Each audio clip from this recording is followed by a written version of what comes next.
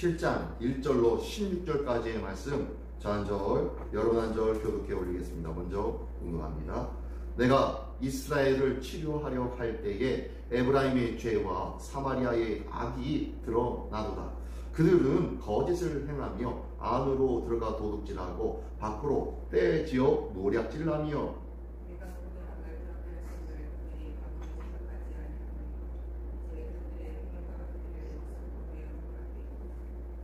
그들이 그 아그로 왕을 그 거짓말로 지도자들을 기쁘게 하도다.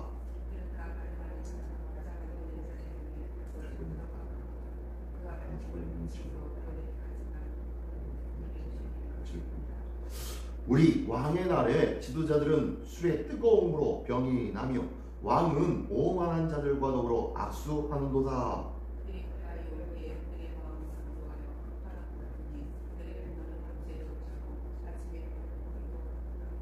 그들이 다 화덕같이 뜨거워져서 그 재판장들을 삼키며 그들의 왕들을 다 엎드러지게 하며 그들 중에는 내게 부르짖는 자가 하나도 없도다.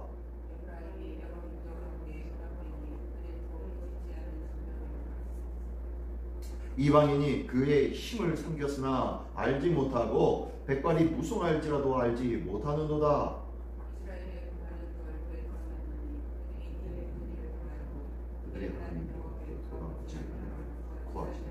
에브라임은 어리석은 비둘기같이 지혜가 없어서 애굽을 향하여 부르짖으며 아수르로 가는도다.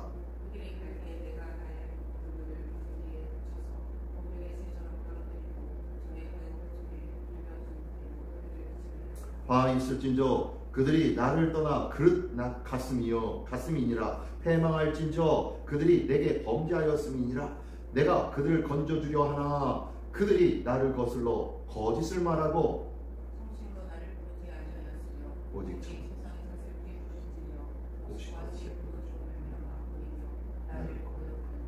내가 그들의 팔을 연습시켜 힘있게 하였으나 그들은 내게 대하여 악을 꾀하는도다.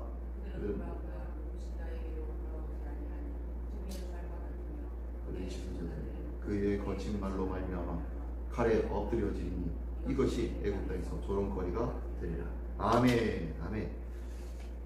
할렐루야. 오늘도 함께하여 주신 주님께 은혜와 감사를 드립니다. 오늘 같이 나눌 하나님의 말씀은 다시 고쳐주려 하여도 하는 제목으로 같이 나누기를 원합니다. 말씀의 제목과 같이 오늘 본문의 말씀에서는요, 하나님께서 어떻게 은혜를 베풀려고 해 주어도 베풀 수가 있다 없다 라는 그런 내용의 제목이에요. 이스라엘은 지금 내부적으로 모반이 끊이지 않고 있습니다. 그리고 밖으로는요, 국력이 쇠퇴해 가고 있는 상황입니다. 그럼에도 불구하고 이스라엘은 이방신과 우상만 찾다 피할 수 없는 심판을 자초하게 되는 그런 모습이 오늘 본문 가운데 있습니다.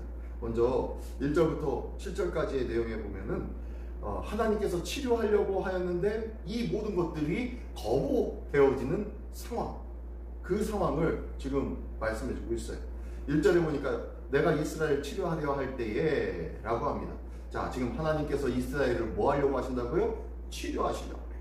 고쳐주시려고 해요. 그 상황과 형편들이 늘 죄악 가운데 있고, 그리고 그 악으로 말미암아 패망으로 이를 수밖에 없는 그 길이었지만 하나님은 계속 치료하려고 합니다. 근데요, 기억하십시오. 무엇으로 치료할까요?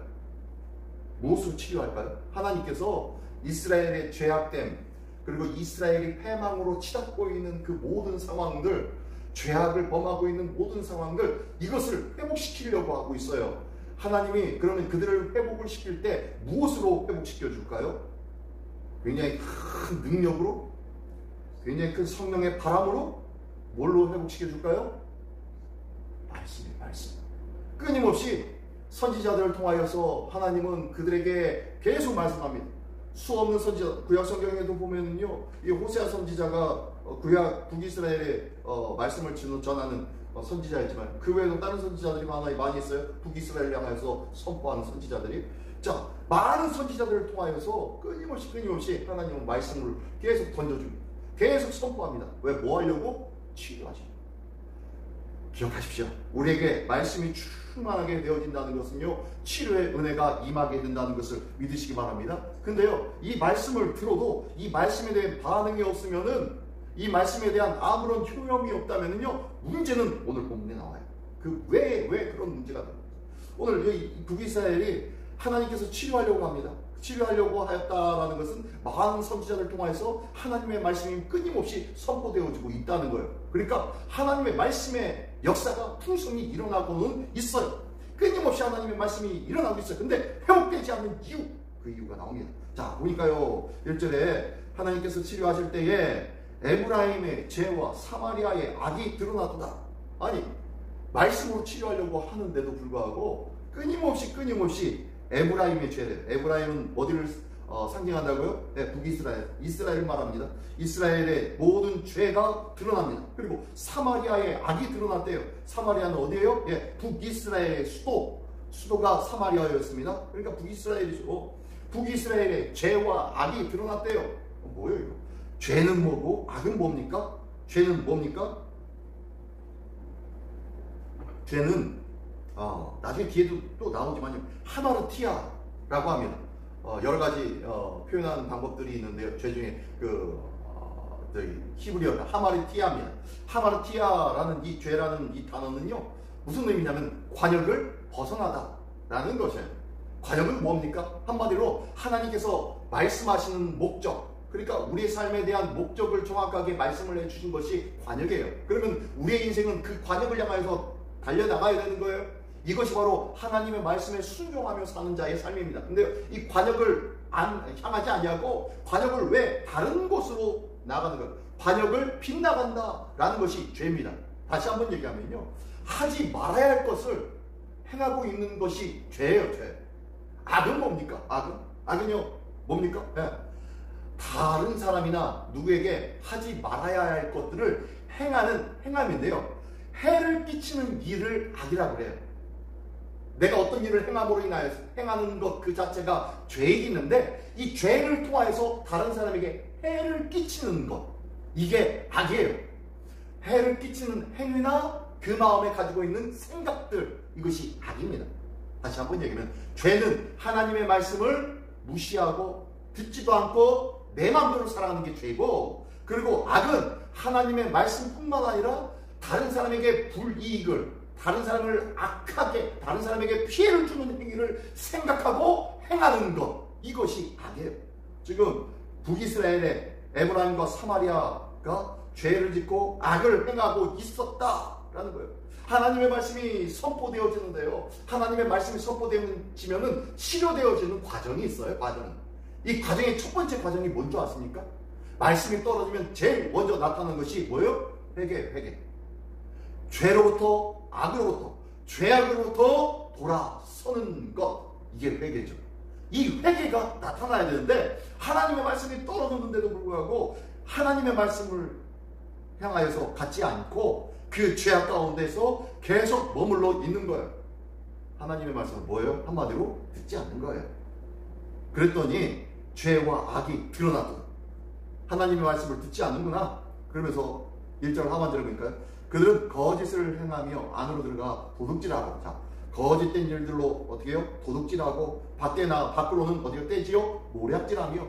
뭐 하는 겁니까? 도둑질은 훔치는 것을 말하죠. 남의 것들을 훔치는 거고요. 모략질은 뭡니까? 남의 것들을 어떻게 해요? 빼앗는데, 안 주면 어떻게 해요? 그들을 해를 끼치는 거예요. 해를 끼쳐서 빼앗는 것이 모략질 아닙니까? 네. 몰래 빼앗기도 하고, 그리고 남을 해쳐서 빼앗기도 하는 짓을 하기 시작합니다. 2절 보니까, 내가 또 모든 악을 기억하였음을 그들이 마음에 생각하지 아니하거니와. 이 모든 것을 하나님께서 기억하고 계신데, 이것들을 그들이 생각하지도 않는데, 하나님이 계시다는 것을 알면서도 하나님에 대한 생각을 한다 안 한다? 안 하는 거예요. 이들은 하나님의 백성이에요.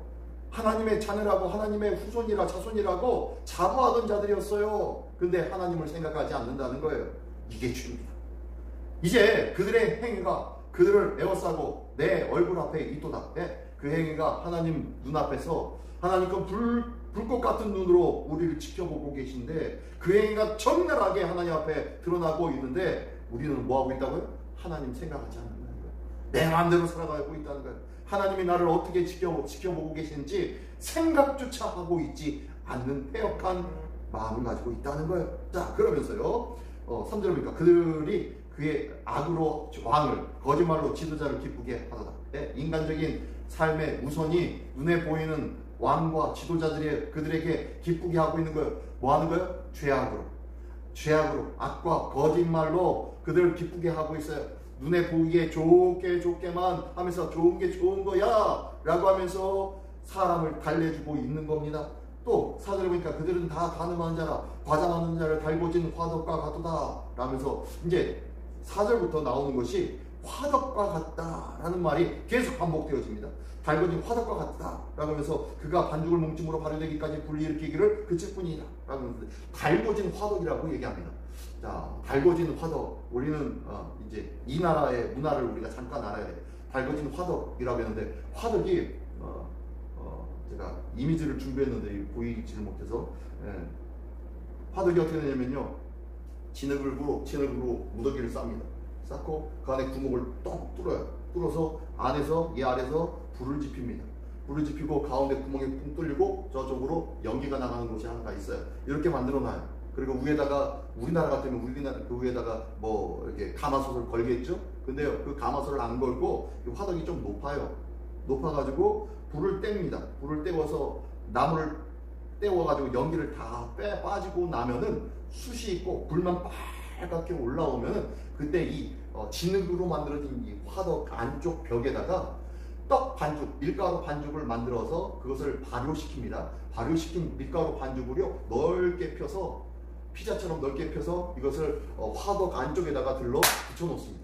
그러면 이 열기 때문에 열기가 위로 올라가면서요 이 반죽이 부풀어 올라서 빵이 됩니다. 이게 바로 중동에서 뭐 사용하고 있는 화덕이에요. 그러다 보니까요 이 화덕이 처음에 불을 지피기 위해서는 연기가 많이 나요.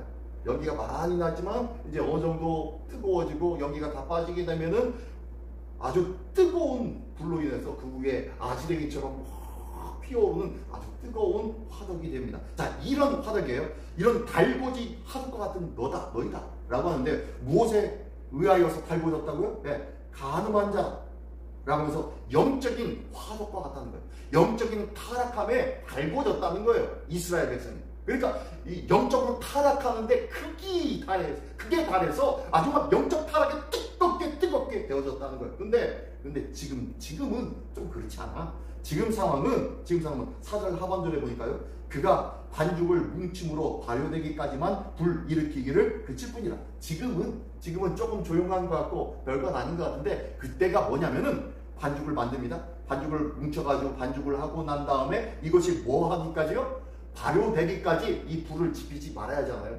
이 발효되는 것이 하룻밤이나 지내야 되는데 이것을 반죽해 놓고 하루 저녁은 내버려 둬야 하지 않습니까? 그동안 불 피울 필요가 없지 않습니까? 발효가 되면은 그때 붙이려고 가만히 화덕을 내버려 두는 거예요. 그리고 발효를 시킨 이 밀가루 덩어리가 이제 돼서 화덕에 붙일 때가 되면은 그때서 불을 지핀다는 거예요. 지금 그 상황입니다. 그러면서 너희가 이 달궈진 화덕과 같은데, 5절에 보니까 우리 왕의 날의 지도자들은 술의 뜨거움으로 병이 나며 왕은 오만한 자들과 더불어 악수하는 자. 이게 술에 취해서 무엇이 참인지 무엇이 거짓인지 모르고 완전히 고주망태가 되어서 분간을 하지 못하고 있습니다. 그러다가 보니까요, 어떻게 해요? 반역자들 보니까 병이 나며 왕은 오만한 자들과 더불어 악수합니다. 이 오만한 자들이 뭐냐면 반역자들입니다. 반역자들. 당시 이스라엘은요, 끊임없는 반역으로 인하여서 계속 왕의 왕조가 바뀌었다고 했죠. 예, 새로운 왕조가 너무너무 자주 일어났어요. 그 왕조가 계속 한 왕조로 흘러가야 되는데 남유다처럼 이 왕조가 바뀌는 이유는 이렇게 반역이 일어나기 때문입니다. 근데요, 앞으로 반역할 신하들과 함께 그 왕들이 같이 술을 먹고 그들과 화친을 맺으면서 지내고 있다는 거예요. 그들이 자기를 해칠 자인 줄을 모르고 그러고 있다는 거예요. 그러니까 영적으로 타락한 것뿐만 아니라 무슨 상황이 어떻게 되는지 제대로 알지도 못한다는 거예요. 6절을 보니까 그들이 가까이 볼 때에 그들의 마음은 간교하여 화덕 같으니, 자, 마음이 간교하여 뭐 같다고요? 또 나왔어요. 화덕 같으니 그들의 분노는 밤새도록 자고 아침에 피는 불꽃 같다. 밤에는 조용한 것 같지만 아침에는요 이제 하루에 그 떡을 구워야 되니까요 아침 새벽에 불을 팍 피워가지고 연기를 확 띄웁니다. 연기가 끝나고 나면 그 위에 아지랭이처럼 그 뜨거운 열기가 올라오는 그 화덕처럼 불타오르는구나. 다시 이 불타오른다는 것은 뭐가 불타오른다는 거예요? 영적인 타락.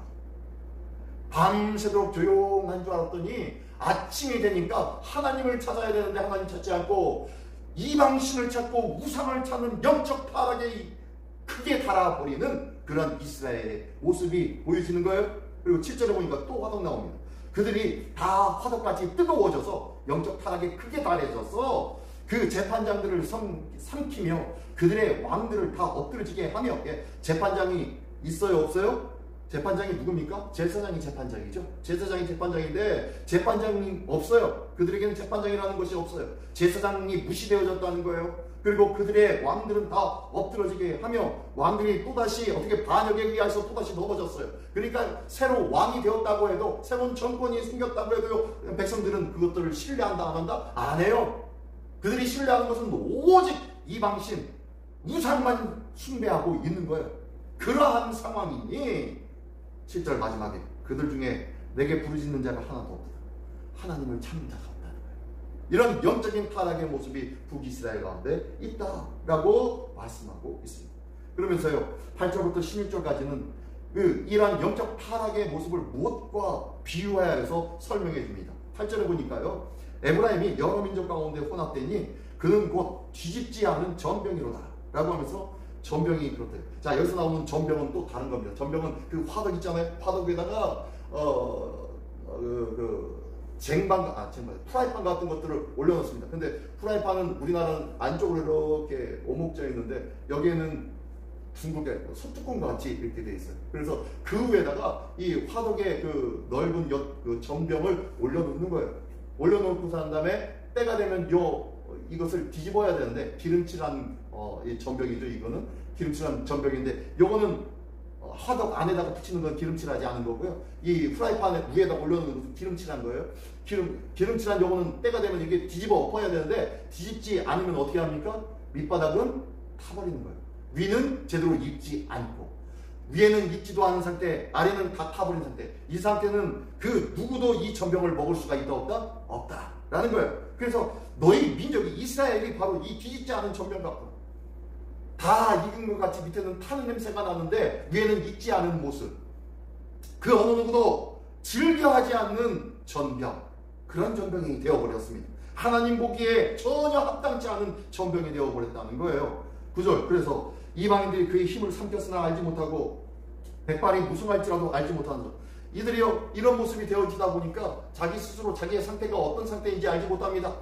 왜 이방 민족으로 인해서 우리의 힘이 다 빠져나가고 우리의 힘이 그들로 인해서 빼앗겼음에도 불구하고 그것을 깨닫지 못하는 상태가 이르는 거예요.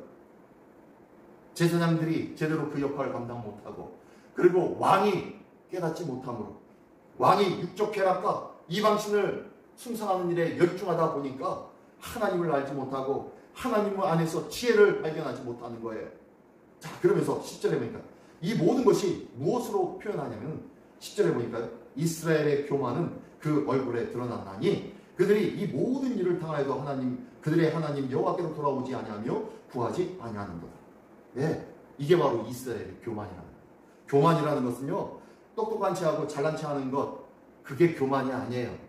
하나님 앞에서 내가 이거 했어요 저거 했어요 라고 하는 것이 교만이 아니라는 거예요. 교만이라는 것은 뭔가 봤더니요 하나님께 돌아오지 아니하고 하나님 앞에 구하지도 않는 것이 교만이라는 거예요. 하나님을 알면서도 하나님 앞에 회개하지 아니하고 하나님의 능력과 은혜를 알면서도 하나님 앞에 기도하지 않는 것, 구하지 않는 것, 이게 뭐라고요? 교만이다. 하나님은 교만한 자를 물리치고 겸손한 자를 찾는다고 말씀하신 줄 믿으시기 바랍니다. 겸손한 자는 그렇다면 어떤 자요? 교만한 자의 반대말이네요. 하나님께로 돌아가는 자가 겸손한 자이고 하나님께 구하는 자, 기도하는 자가 겸손한 자인 줄 믿습니다. 하나님 앞에 겸손함에 이르르는 우리 모두가 되기를 예수님의 이름으로 축원합니다. 자, 그런 모습에 대하여서 이스라엘은 또다시 두 번째 비유를 해서 무엇과 같다라고 하는지 11절에요. 11절에는 에브라임은 어리석은 비둘기같이 지혜가 없어서 라고 얘기합니다. 뭐 같다고요? 어리석은 비둘기 같대요. 어리석은 비둘기 같아서 지혜가 없대요. 그래서 애굽을 향하여 부르짖으며 아수르로 가는도다. 그 비둘기가 좀 지혜가 없습니다. 지혜가 없는 새로 상징되어지는 것이 비둘기이긴 해요. 비둘기는 순결의 상징이지 지혜의 상징은 뭐였죠? 뱀이었죠. 뱀. 지혜의 상징은 뱀이었어요. 비둘기는요 순결의 상징이지 전혀 지혜롭지 못한 비둘기입니다. 이 너희는 그 이스라엘은 비둘기 같아가지고 아무런 도움이 되지 않은 애굽을 향하여 부르짖고 구해달라고 하는구나. 그러나 너희는 반드시 아수르에 끌려가게 될 거야. 아수르에 사로잡혀 포로가 되어 가게 될 거야 라고 말씀하고 있습니다. 그렇게 얘기하면서 15절 16절에 이렇게 말씀하십니다. 내가 그들 팔을 연습시켜 힘있게 하였으나 그들은 내게 대하여 악을 꾀하는도다. 내가 너희가 이 땅에서 풍성하게 살도록 경제적으로 정치적으로 풍요롭게 살도록 너희 북이스라엘을 축복해 주었더니 너희를 연습시키고 너의 팔을 강하게 해 주었더니 도리어 내가 준 그 은혜로 말미암아 나를 뭐 한다고요? 나를 거역한다고 말씀합니다. 그들은 내게 대하여 악을 꾀한다고 말씀하고 있습니다. 이게 바로 어제 앞에 말씀과 똑같은 말씀이에요. 은혜를 주었음에도 불구하고 이 은혜가 어떻게 해요? 도리어 그들이 죄를 범하게 만드는 악이 되고 있더라는 거예요. 16절이요. 그들은 돌아오나 높으신 자에게로 돌아오지 아니하니 돌아온다고 입으로는 그렇게 얘기하지만 하나님을 찾겠노라고 얘기하고 있지만 결코 하나님을 찾는 자가 없다고 말합니다. 그러면서 속이는 활과 같으며 라고 했는데 여기서 속이는 활이 뭐냐면은 앞에서 죄가 뭐라고 했죠? 하마르티아 관역을 벗어나가다 라는 뜻이 이 죄라는 의미잖아요. 근데요 그것이 바로 이 속이는 활입니다. 속이는 활. 내가 아무리 조준해서 정확하게 쏴도 그 활은 그 관역을 벗어나갑니다. 그게 바로 속이는 활이에요. 거짓된 모습으로 있는 참혹한 이스라엘의 모습이 보여지는 것이 바로 이 속이는 활입니다. 또한 그들의 지도자들은 그 혀의 거친 말로 말미암아 칼에 엎드려지리니 그들의 지도자들은 다 죽음 가운데 있게 되리니 이것은 애굽 땅에서 조롱거리가 되리라. 너희가 애굽 땅에 열심히 도와달라고 열심히 구원을 요청하고 있지만 이 세상에 너를 구원할 자는 없어. 누구밖에요? 하나님밖에. 하나님밖에 없는데 왜 그 땅에 대해서 구하고 있니? 도리어 그 땅에서는 너희를 조롱할 거야 라고 말씀하고 있는 것이 오늘 본문의 내용의 말씀입니다. 오늘도 내가 도움을 요청한 애국으로부터 조롱을 받는다고 말씀하는 것처럼 우리의 도움은 세상이 아닌 하나님임을 깨닫고 오늘도 하나님 앞에 기도하고 하나님을 찾을 수 있는 참 지혜와 참 겸손의 하나님의 백성 되기를 예수님의 이름으로 축원합니다. 교만한 우리의 마음을 깨뜨려서 이제 주님께로 돌아가는 겸손한 되기를 원합니다. 주님의 구원의 손길에 붙잡고 오늘도 주 안에서 참된 은혜의 삶을 누리는 복된 하루가 되시길 예수님의 이름으로 축원합니다. 기도하겠습니다. 전능하신 주님 감사합니다. 오늘도 이 하나님의 말씀을 다시 한번 상고하며 하나님의 어미로우신 경고의 메시지가 나의 삶을 더욱더 주님께 가까이 또한 주님 앞에 겸손히 주님을 찾고 기도하는데 힘을 다하는 우리 모두가 되게 하여 주시옵소서. 오늘 하루 주님과 더불어 동행하며 주님을 찾고 못 찾는 복된 한날 승리의 한날 주님의 기뻐하시는 겸손한 한날 되기를 원하오니 주님 도와 주시옵소서.